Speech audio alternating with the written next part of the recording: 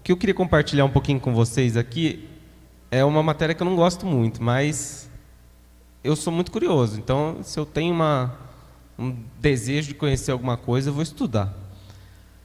E uma coisa que eu entrei a fundo para estudar esses dias é como funciona o nosso corpo.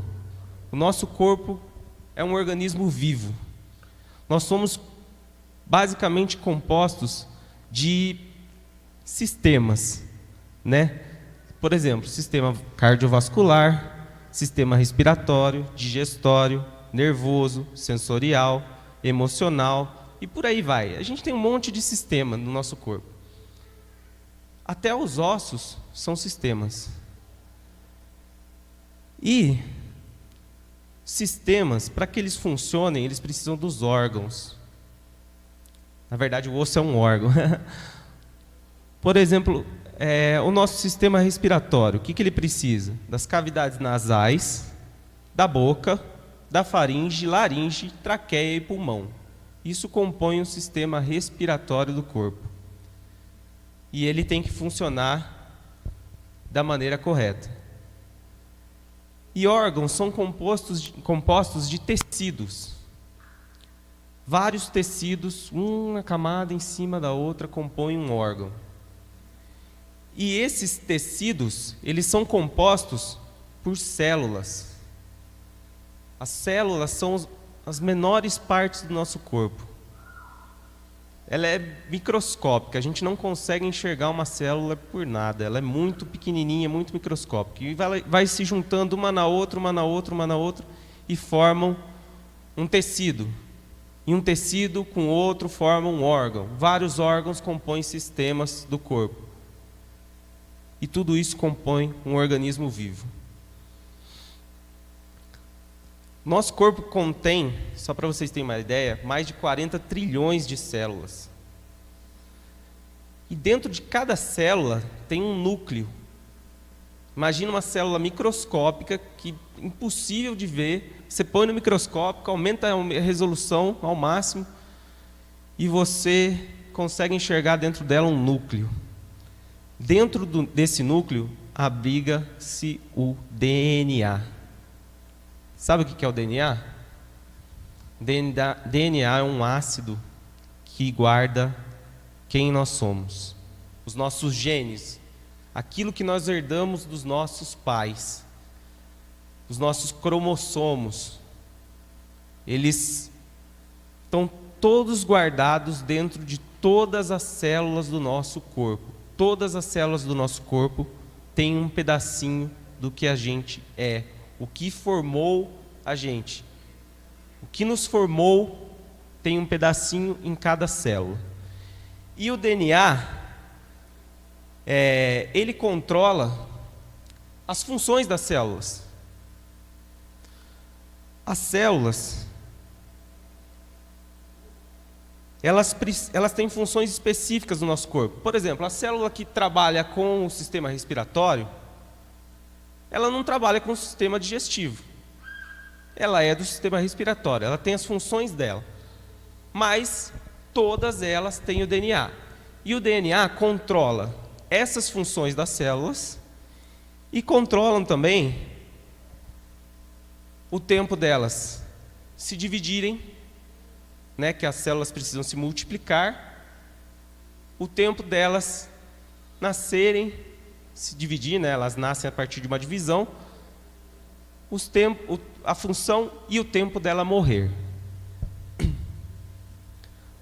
que eu queria deixar de importante nisso, não quero que vocês gravem tudo, eu só expliquei mais ou menos como funciona, mas o que eu quero que vocês gravem de importante nisso: as células precisam cumprir suas funções. Célula que não cumpre uma função no corpo, ela é lixo. Ela vira uma inflamação, ela vira uma infecção, ela vira uma doença, ela vira qualquer coisa. Ela tem que morrer e ser retirada do corpo pelo sistema imunológico. Então, células precisam cumprir sua função. Duas informações importantes: células carregam um pouquinho de quem nós somos, células precisam cumprir sua função no organismo, células precisam se dividir. É chato os nomes lá, eu nem vou passar para vocês. Mas a divisão celular é a mitose. Uma célula, ela se divide em duas idênticas. Por que isso? Porque a célula tem que morrer. Se as células não morrem, o nosso corpo não cumpre a função dele. Se a célula não morre, o nosso corpo não se renova. O nosso corpo não vai se transformando, não vai se regenerando. Então, as células precisam se dividir. Uma célula cria duas células idênticas e depois, com o tempo que o DNA determina, ela morre. E o sistema imunológico leva tudo isso embora. Disso tudo que eu falei, células guardam nosso DNA, células precisam cumprir sua função no corpo, células precisam se dividir e células precisam morrer. De todas as doenças que possam existir no mundo, uma me chamou a atenção. Essa doença é o câncer. Por que o câncer me chamou a atenção? Porque ele surge a partir de uma mutação genética. Alguma coisa mexe dentro do núcleo da célula, lá no seu DNA. Quando o câncer vem, ele mexe dentro da célula, dentro do núcleo, lá no DNA. E quando ele mexe lá, faz uma mutação genética. Ou seja, aquilo que guarda quem nós somos é alterado por alguma coisa. Ou seja, aquela função da célula, aquela guardar o nosso DNA, ocorre uma mudança, uma mutação. Ele também, o câncer, ele descontrola o crescimento da célula, ou seja, descontrola a função, descontrola tudo. Descontrola a divisão das células. Porque, lembra que eu falei que uma célula se divide em duas? O câncer, ele faz com que as células más, aquela célula que está com probleminha, ela se divida demais, ela se multiplique demais, de uma maneira totalmente desordenada. E o câncer impede que a célula morra. Porque aquela célula que está ruim, ela deixa de morrer no tempo certo. Ela se divide mais rápido e não morre. E nisso ela vai acumulando, até gerar um tumor. E os principais fatores causadores do câncer? Exposição, eu vou bem resumir aqui, tá? Exposição a radiações, exposição a produtos químicos, vírus, consumos de cigarro, consumos de álcool, dieta inadequada e falta de exercícios físicos. Mas, resumindo,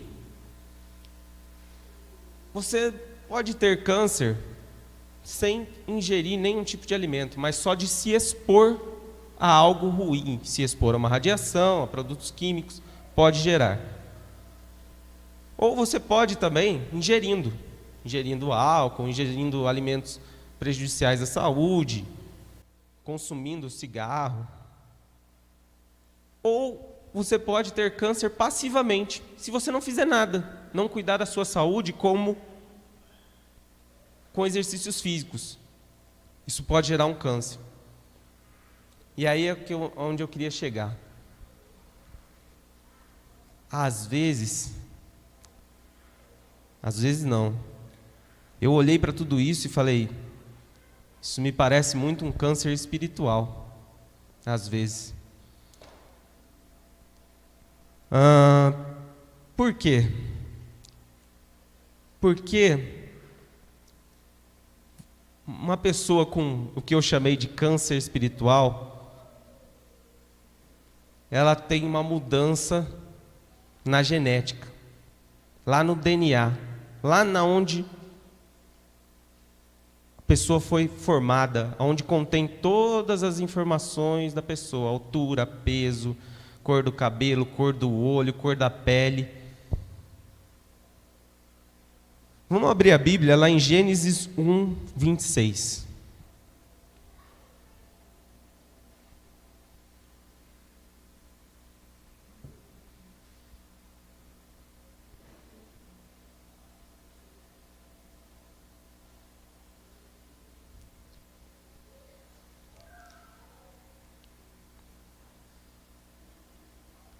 Amém?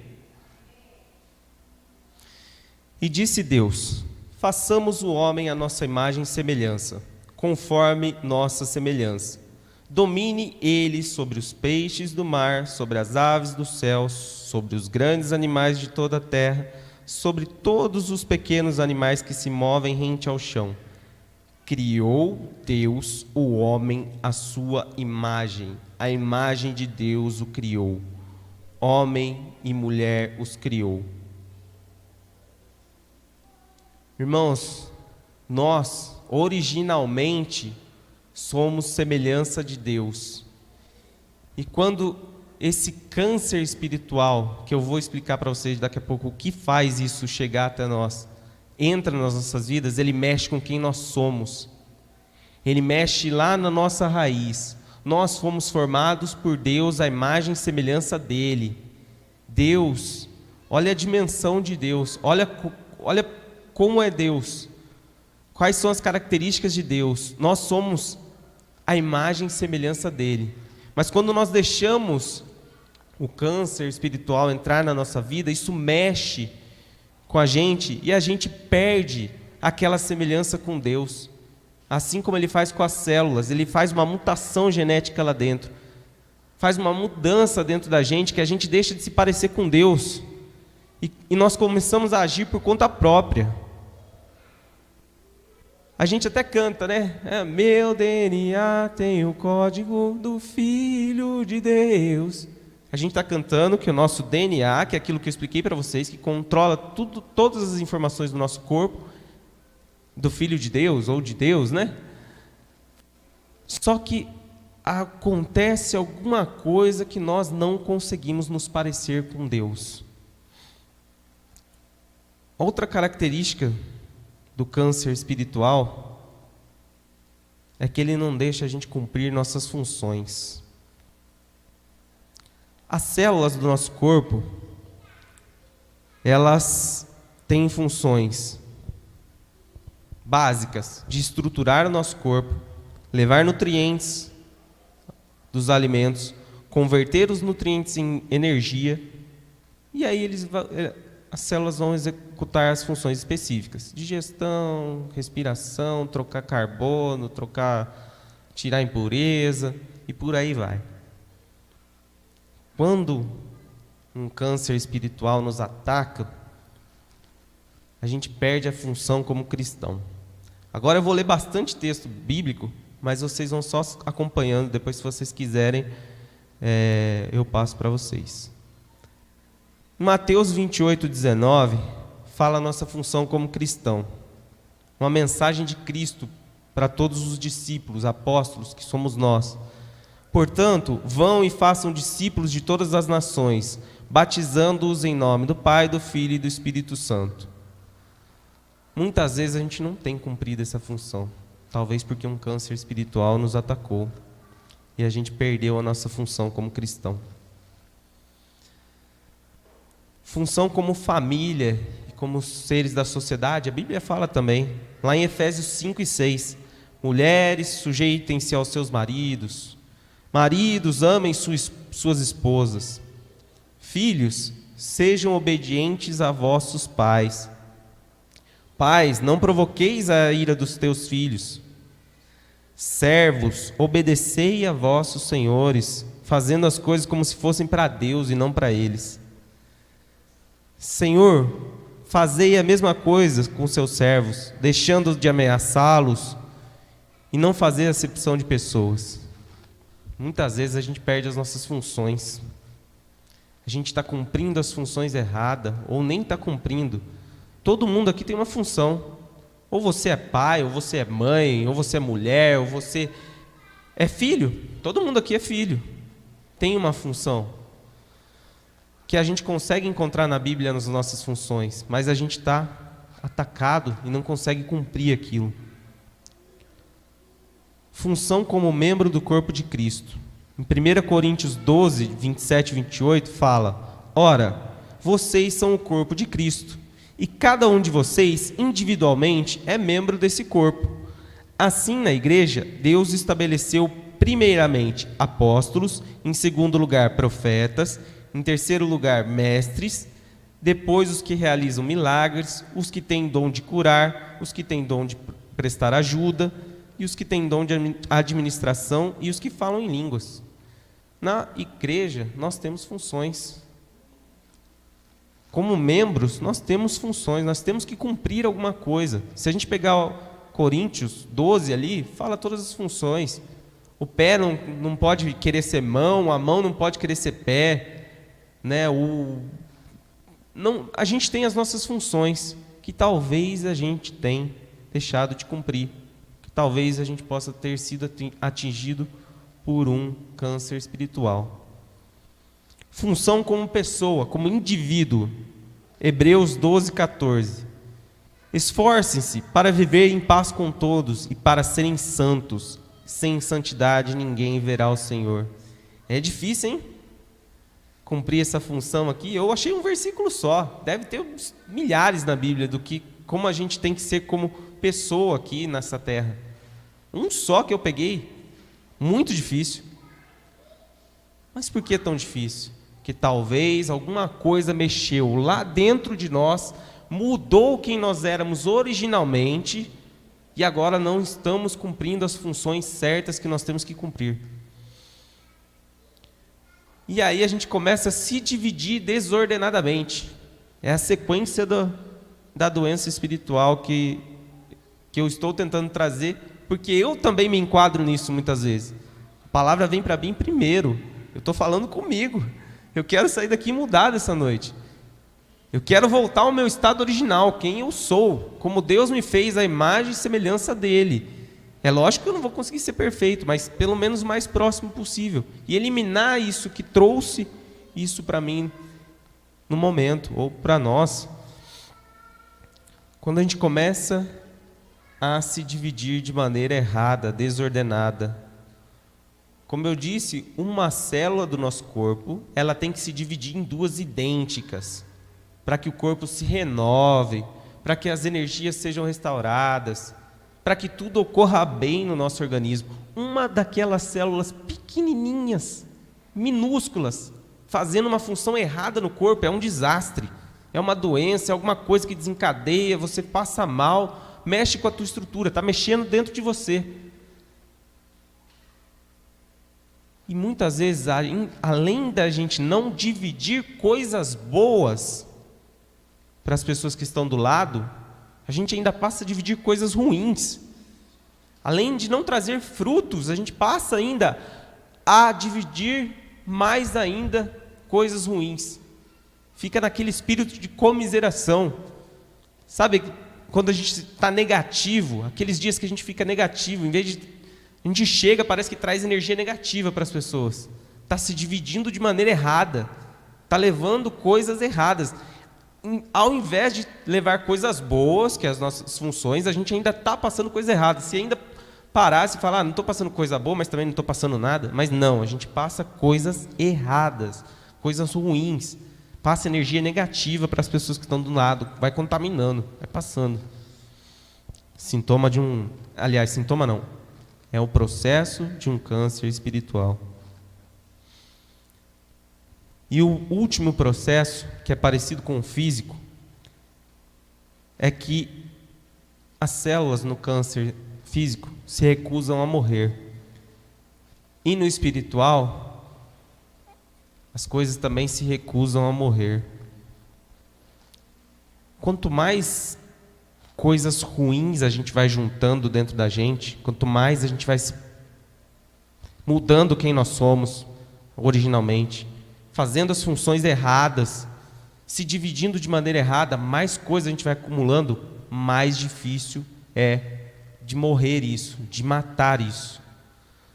Porque o câncer, quanto mais células vão sendo contaminadas, vão sendo produzidas de maneira errada por aquela pequenininha que começou, quanto mais vai aumentando, aumentando, aumentando, aumentando, e mais difícil fica de morrer. As células param de morrer no tempo certo. Uma célula que é para durar 12 horas dentro do corpo, vai juntando, vai juntando. E esse processo aí pode começar agora e terminar daqui 15 anos e você nem saber. Daqui 15 anos você vai no médico com dor, é um câncer. Da mesma maneira, o espiritual pode ir juntando coisas desde lá de trás, vai juntando, juntando, juntando, juntando. Você nem percebe. Na hora que você vê, está de um tamanho que está difícil de voltar atrás. E a Bíblia fala em Filipenses 3, 13 e 14. Irmãos, não penso que eu mesmo já o tenha alcançado, mas uma coisa faço, esquecendo-me das coisas que ficaram para trás e avançando para as que estão adiante. Prossigo para o alvo, a fim de ganhar o prêmio do chamado celestial de Deus em Cristo Jesus.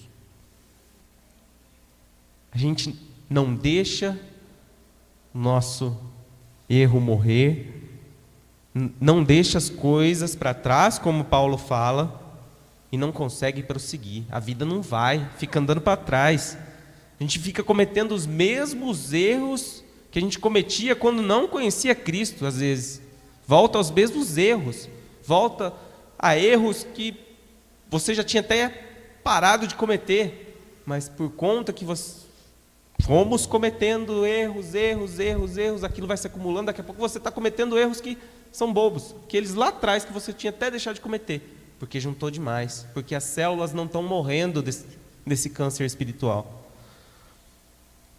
Uma coisa também que pega muito, Mateus 11, 25 e 26. E quando estiverem orando, se tiverem alguma coisa contra alguém, perdoem-no, para que também o Pai Celestial lhes perdoe os seus pecados. Mas se vocês não perdoarem, também o seu Pai que está no céu não perdoará os seus pecados. As coisas que deveriam ter ficado para trás não estão ficando. E uma coisa que tem que ser ficado para trás, que tem que ser deixado de lado, são mágoas. Isso faz muito mal para o nosso corpo. Isso destrói o nosso organismo físico, isso é comprovado pela ciência. Mágoas destroem o nosso organismo vivo, o nosso corpo. Eles vão lá dentro das nossas células, mexem, distorcem, provocam mutações genéticas dentro de nós. Mágoas levadas em diante, uma em uma pequenininha, aquela mágoa não morre, porque a gente está com câncer espiritual, está gerando aquilo, está acumulando aquilo, já deveria ter morrido, a gente já deveria ter deixado para trás aquela mágoa, mas não está morrendo. As células contêm quem nós somos, precisam se dividir, precisam cumprir suas funções e precisam morrer. Câncer espiritual ou câncer físico mexe em quem nós somos, ele faz a gente perder as nossas funções, faz a gente deixar de se dividir de maneira correta e faz com que as coisas que deveriam ter morrido não morram. Principal causador do câncer espiritual. Lembra que eu falei das causas do câncer físico? Que exposição à radiação, falta de exercício físico, alimentação. No câncer espiritual é a mesma coisa. O principal fator causador é o pecado. Sabe por quê? Porque o pecado faz isso. O pecado vai lá, mexe originalmente em quem nós somos, a gente deixa de se parecer com Deus, deixando de se parecer com Deus, as coisas começam, as funções já não são certas, você já deixa de cumprir sua função como marido, já deixa de cumprir sua função como esposa, como filho, como seja lá o que for, você deixa de cumprir, como membro, e depois aí você já não está mais nem aí com isso, depois vai para se dividir de maneira errada, contaminar pessoas que estão ao seu redor com coisas ruins, e não vai deixando as coisas para trás, vai acumulando. Não se perdoa, não perdoa as pessoas, não deixa os velhos hábitos. Isso é pecado, causando isso. E o interessante é que o pecado... Está microfonando bastante, né? Vou tentar mudar a posição.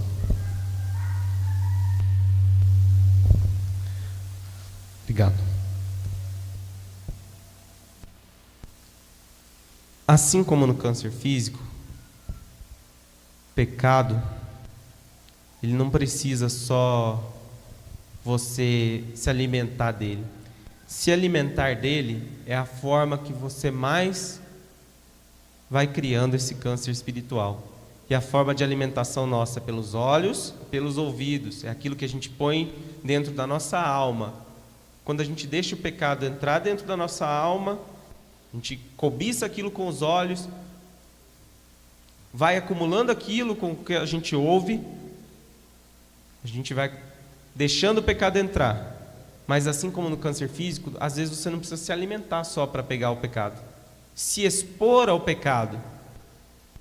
Andar ao lado do pecado. Ah, mas eu não cometo, mas eu estou do lado de pessoas que cometem o pecado. Eu estou me expondo muito àquilo.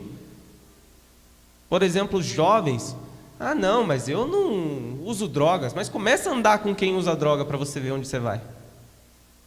Por experiência. Ah, mas eu não traio a minha esposa. Começa a andar firmemente com quem trai a sua esposa. Fica ali se expondo com quem trai a esposa. Fica ali se expondo ao pecado para ver o que acontece. Uma hora você vai se alimentar daquilo. Essa exposição entra dentro de você ou de mim. E assim como no câncer físico, o simples fato da gente ignorar o pecado, como a gente precisa se exercitar para que não tenhamos câncer físico, a gente deixa de se exercitar espiritualmente. Não ora, não fala com Deus, não lê a Bíblia, não conhece a palavra de Deus. Simplesmente a gente não está se exercitando, a gente está sendo passivo. Ah, eu estou levando. Essa passividade também nos atrai ao pecado. Simples passividade de não fazer nada espiritualmente nos atrai ao pecado. Vocês estão entendendo o conceito que eu quis trazer aqui? De uma coisa física para o espiritual, como é muito parecido.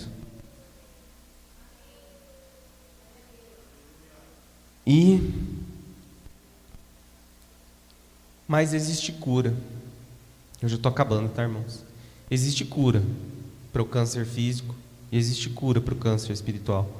No físico, existem os tratamentos, quimioterapia, radioterapia, células-tronco. A ciência está se avançando e se aprofundando cada vez mais nisso. E a mais drástica é a cirurgia, que você tem que realmente remover. No espiritual, também existe a cura. Mas só que, para a cura do câncer espiritual, é melhor a gente escolher o tratamento do que a cirurgia. Porque, ao meu ver, pelo que eu estudei, a cirurgia é Deus quem faz. E se a gente deixar o ponto de que precisa de uma cirurgia, é esperar um milagre de Deus. Então, se a gente se identificou em alguma parte desse processo aqui, é melhor nós mesmos começarmos o tratamento. Depende muito mais de nós do que de Deus. Porque Deus tem poder e capacidade para curar tudo. Eu acredito que se Deus quiser chegar aqui e falar assim: Tiaguinho, botar a mão na minha cabeça, a partir de hoje você não peca mais, Ele tem poder para isso. Mas eu não acredito que Ele vai vir aqui fazer isso. Eu acredito que Ele está esperando algo de mim. Eu tenho que fazer alguma coisa. Eu tenho que parar de me expor ao pecado. E não esperar que Deus chegue até mim e fique: para de pecar aí. Ou Ele chega em mim e fala: olha, a partir de hoje eu escolhi você para que você não peque mais. Acho difícil. Acho que Ele quer ver alguma mudança dentro de nós. que a Bíblia fala isso. E se você está naquele estágio de que você perdeu quem você esqueceu de quem você é originalmente, a gente tem que conhecer Deus. E a maneira de conhecer Deus é através da palavra dele e conhecer o poder de Deus. Em Mateus 22, 29, dá uma baixadinha aí, por favor. Mateus 22, 29.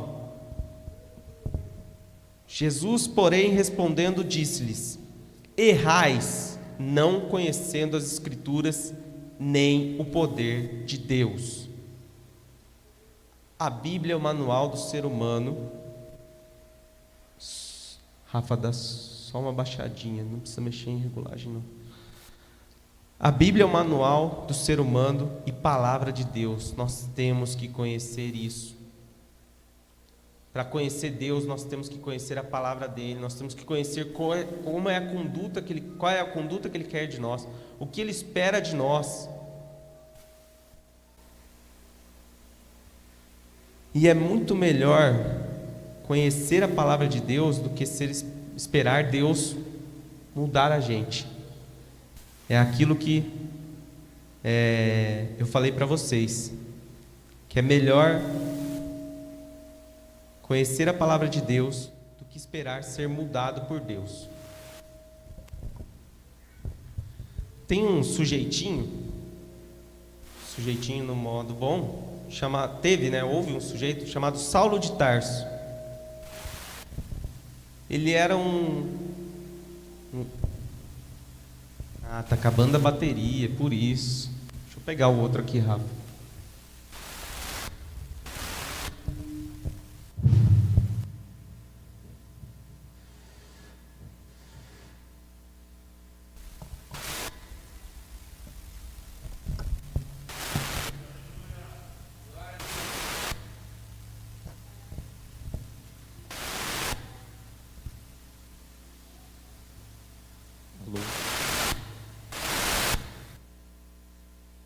Alô? Alô? Estão me ouvindo? Alô? Deixa eu só ver aqui. Tá aumentando aí, Thaís?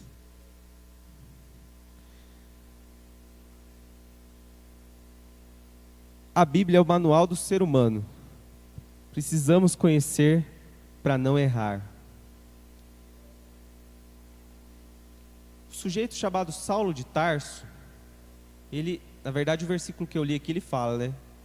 A gente erra porque não conhece as Escrituras e nem o poder de Deus. Um sujeito chamado Saulo de Tarso era um dos mais estudados da época. Ele estudava com Gamaliel, que era, sei lá, o cara mais top ali da lei do Torá, na época. Na época ele era o mais top e ele continua sendo um dos caras mais tops da lei do Torá, Gamaliel. Paulo era discípulo dele, extremamente conhecedor da palavra de Deus. Saulo, das leis do Antigo Testamento. Ou seja, Saulo cumpria o conhecimento das Escrituras. Saulo cumpria o conhecimento das Escrituras, mas ele não conhecia o poder de Deus. E ele foi chamado pelo próprio Jesus. Ele foi um sujeito que o próprio Jesus desceu na terra e veio escolher ele. Foi o único que eu achei na Bíblia que Jesus, depois de morto e ressurreto, veio e escolheu. Falou: eu quero você. Só que mesmo assim ele teve que conhecer o poder de Deus para saber quem Jesus era, porque teoricamente ele já conhecia tudo sobre Deus, mas para ele conhecer o poder, ele ficou cego. E aí ele ficou conhecendo quem era Jesus. O próprio Jesus descer até a terra, ele ficar cego para conhecer Jesus. Então por isso que eu falo que é melhor a gente conhecer a palavra de Deus, se dedicar a isso, para não mudar o que é original nosso, a nossa semelhança com Deus, do que esperar conhecer o poder de Deus. Deixar chegar um ponto que Ficar cego para conhecer o poder de Deus? Não, ninguém quer isso. Então é melhor a gente começar um tratamento já, intenso.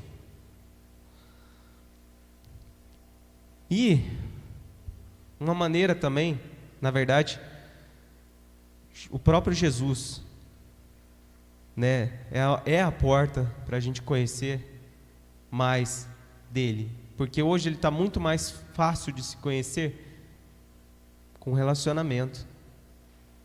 Em João 1,12 diz: mas a todos quantos o receberam, deu-lhes o poder de serem feitos filhos de Deus, aos que creem no seu nome. Ou seja, se a gente conhecer Jesus, para receber alguém a gente precisa conhecer. Se a gente conhecer Jesus, receber Ele dentro do nosso coração, Ele volta ao nosso estado original de filho. Filho tem o mesmo código genético do pai. A gente volta ao estado original. Mas para receber Jesus precisa conhecer. E para conhecer é isso aqui, ó, palavra de Deus. Se você se identificou em algum ponto aí de não estar cumprindo suas funções, de não estar se dividindo de maneira correta, o segredo é conhecer a nós mesmos. Por quê? Porque a gente precisa mudar alguma coisa. Se você identificou que você já não está tão semelhante com Deus, da maneira que era para ser o seu original, você está perdendo as suas funções, você precisa mudar alguma coisa. Só que é impossível mudar o que você não conhece. É impossível mudarmos o que não conhecemos. Eu quero mudar as funções desse tablet. Se eu não conhecer, eu não vou conseguir. Eu quero mudar as funções minhas, as minhas funções. Eu quero mudar o que está errado, mas eu não me conheço. Nós precisamos nos conhecer. E quando nós nos conhecemos, a gente aplica Romanos 12:2. Não se amoldem ao padrão deste mundo, mas transformem-se pela renovação da sua mente, para que sejam capazes de experimentar e comprovar a boa, agradável e perfeita vontade de Deus. Nós precisamos renovar a nossa mente.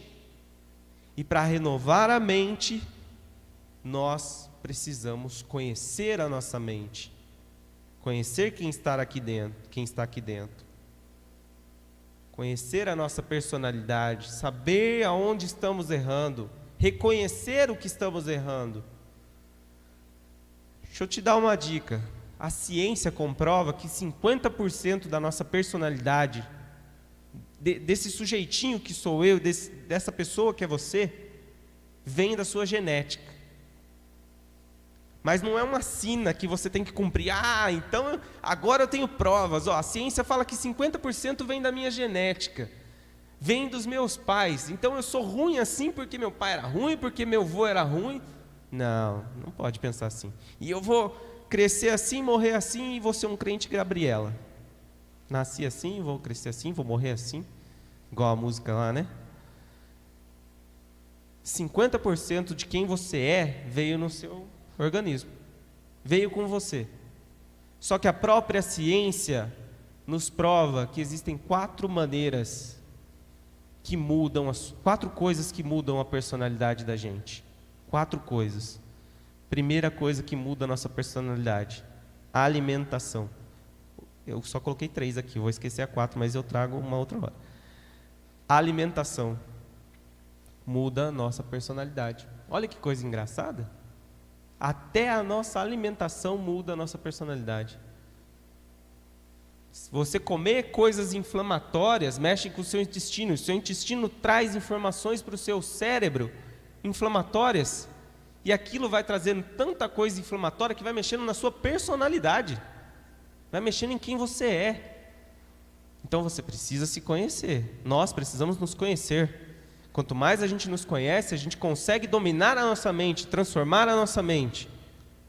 Então, 50% da nossa personalidade é formada pela nossa genética, mas nós somos capazes de mudar. Nós precisamos mudar. Se até o que a gente come muda o que nós somos, como é que a gente não para e reflete e fala, eu preciso mudar alguma coisa? Outra coisa que mexe com quem nós somos é a sociedade em que vivemos. Mexe com a nossa personalidade. Por exemplo, se você é uma pessoa extremamente introvertida, com uma personalidade introvertida, que gosta de ficar lá no seu casulo, que gosta de ficar dentro de si ali, pensando consigo mesmo, e você começa a andar com pessoas extrovertidas, se você viver numa sociedade daquele tipo, as chances de você ir se tornando, mudando um pouco da sua personalidade é muito grande. Então, a Bíblia diz, né? Os maus caminhos corrompem os bons costumes. Então, a gente precisa prestar atenção à sociedade que nós estamos nos envolvendo.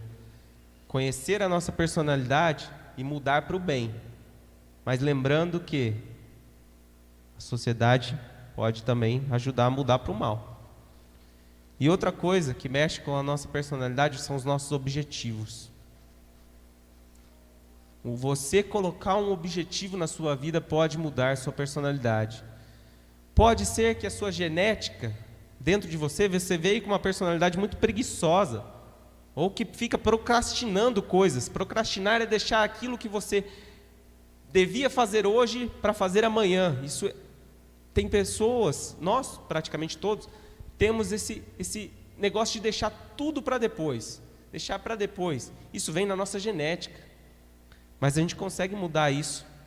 Porque se a gente tiver um objetivo fixo, a gente consegue mudar. Por exemplo, tem pessoas que são extremamente preguiçosas, mas quando elas se olham no espelho e falam, puxa vida, eu estou um pouquinho acima do peso aqui, ó. Aí ela põe uma meta na vida dela.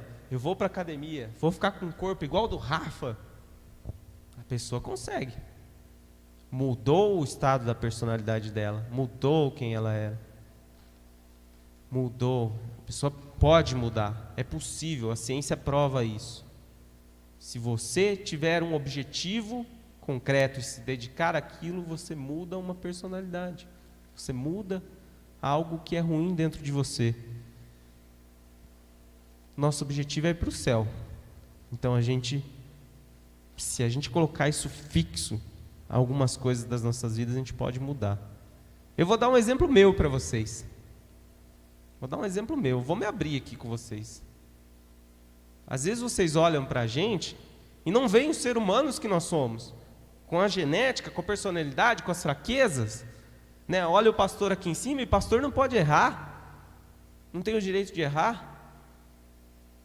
A gente olha isso, os levitas não têm o direito de errar, só que é difícil para todo mundo. A sua personalidade, o que você tem, aquilo que você precisa mudar dentro de você, pode ser diferente da minha. Aquilo que eu olho para você e falo, nossa, olha onde o cara está caindo ali. A gente julga, né? Olha, aquele ali é um alcoólatra.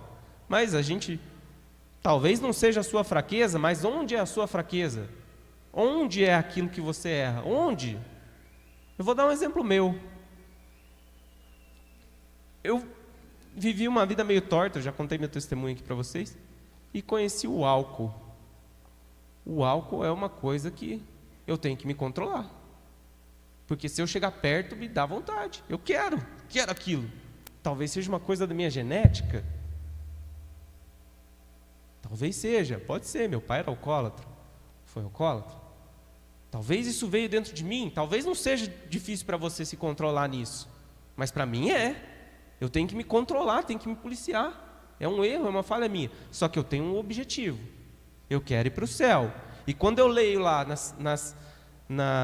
em Gálatas 5, nas impurezas, lá nas coisas carnais que Paulo descreve lá, ele descreve que os alcoólatras não vão entrar no reino do céu. Então eu coloquei um objetivo fixo na minha vida que eu quero mudar. Que eu não posso, então eu coloco isso à frente da minha personalidade, à frente de quem eu sou, à frente dos meus desejos.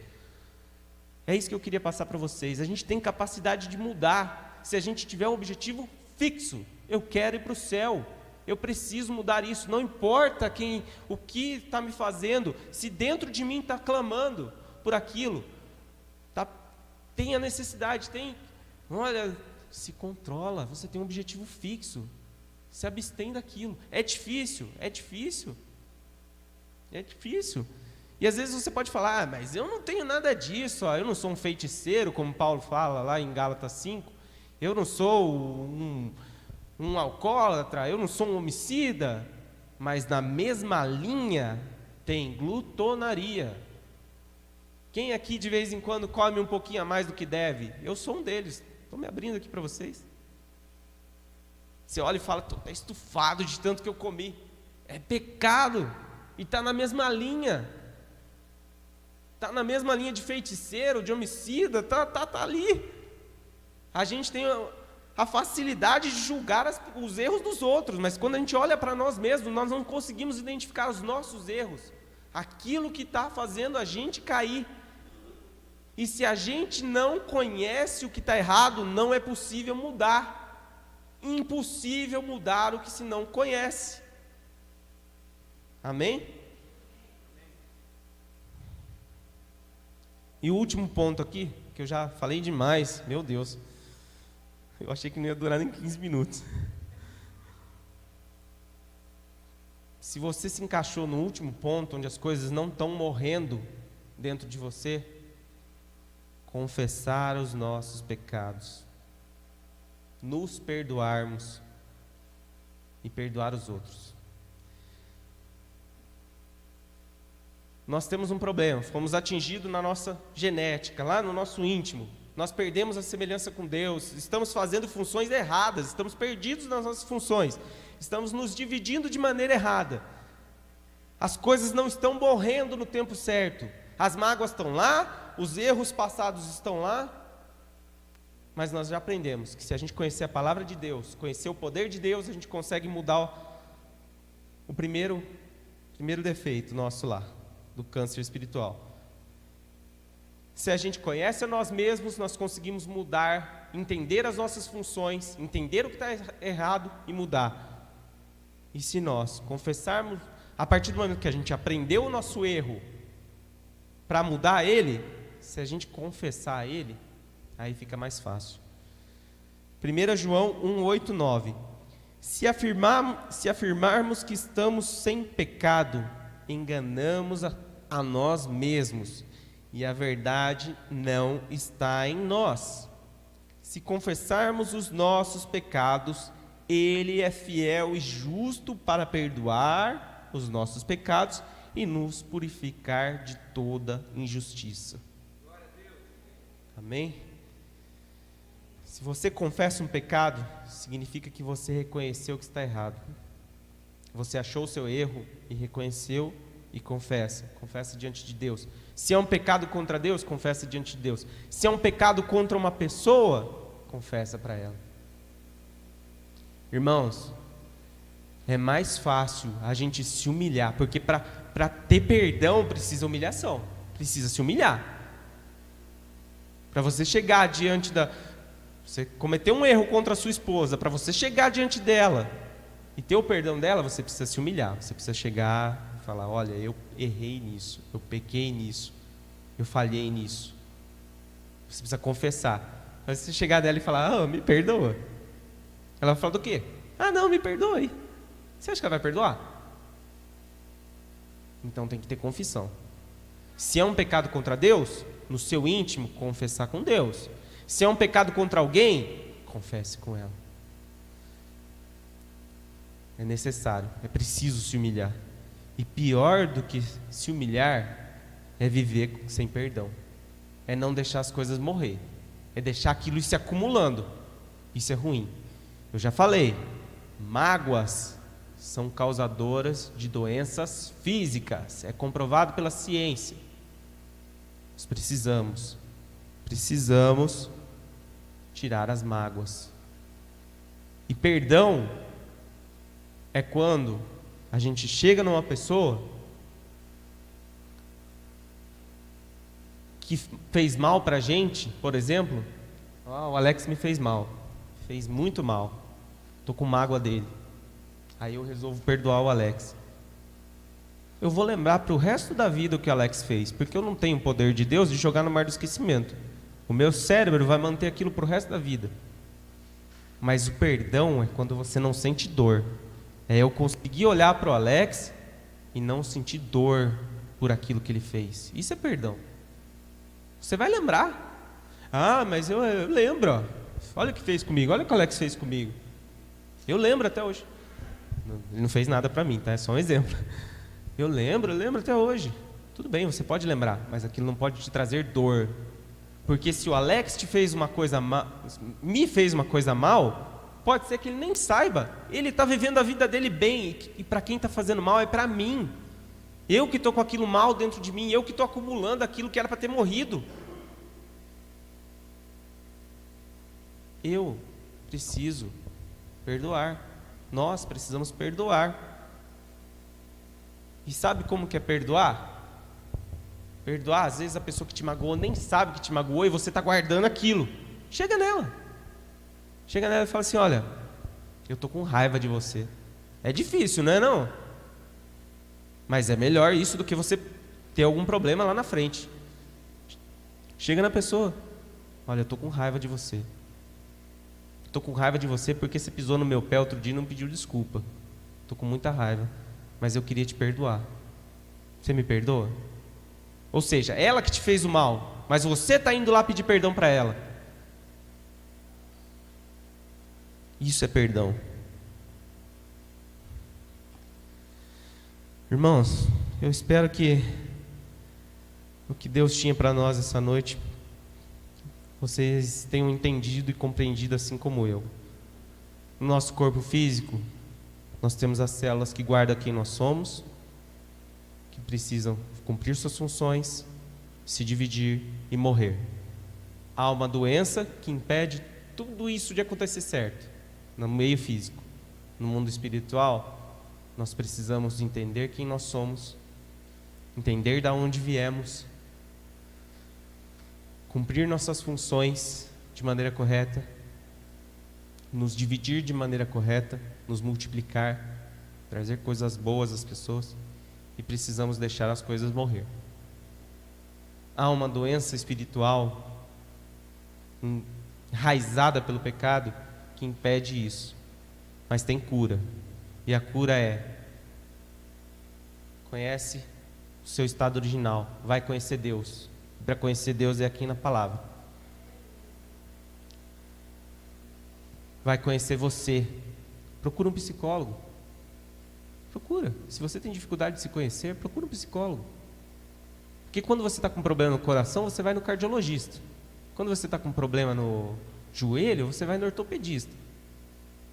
Quando você está com problema dentro de você, da sua personalidade, da sua coisa física, eu não estou falando de espiritual, estou falando da sua parte física, do seu eu, procura um psicólogo.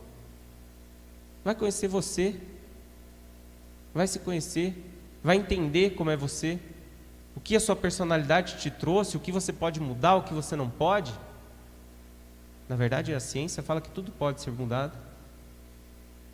Aquilo que você tem que se afastar, porque é de você, aquilo que é mal, procura conhecer você, para que você entenda a sua função, para que você se divida de maneira correta e faça com que as coisas morram.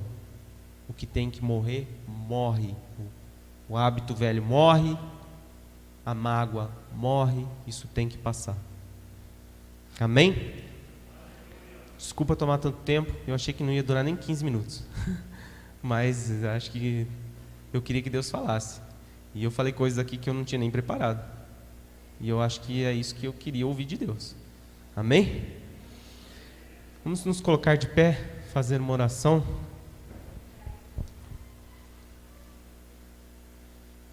Senhor Jesus, muito obrigado porque o Senhor falou conosco. Muito obrigado porque nós ouvimos a Tua voz. Muito obrigado porque nós pudemos entender aquilo que o Senhor quer de nós. Aquilo que muitas vezes nós precisamos mudar dentro de nós mesmos. quando nós precisamos conhecer mais de Ti para entender como deveríamos ser, as coisas que eram para ter morrido e não morreram. Muito obrigado porque o Senhor nos ensinou. E tudo que eu te peço, Pai, é que o Senhor nos dê força, sabedoria, para que nós possamos aplicar tudo aquilo que o Senhor nos passou nessa noite, tudo aquilo que ouvimos nesse altar, através da vida do pastor, tudo aquilo que lemos na Tua Palavra, que nós possamos ter a sabedoria de aplicar o nosso conhecimento, Pai, e mudar todo dia o que está errado, e mudarmos, Senhor, mudarmos aquilo que não é para ser da maneira que está sendo. Senhor, eu acredito, meu Deus, que o Senhor pode nos ajudar, pode nos dar força, por isso eu estou orando para Ti. Muito obrigado, Jesus, por ter falado conosco. Em nome de Jesus, amém.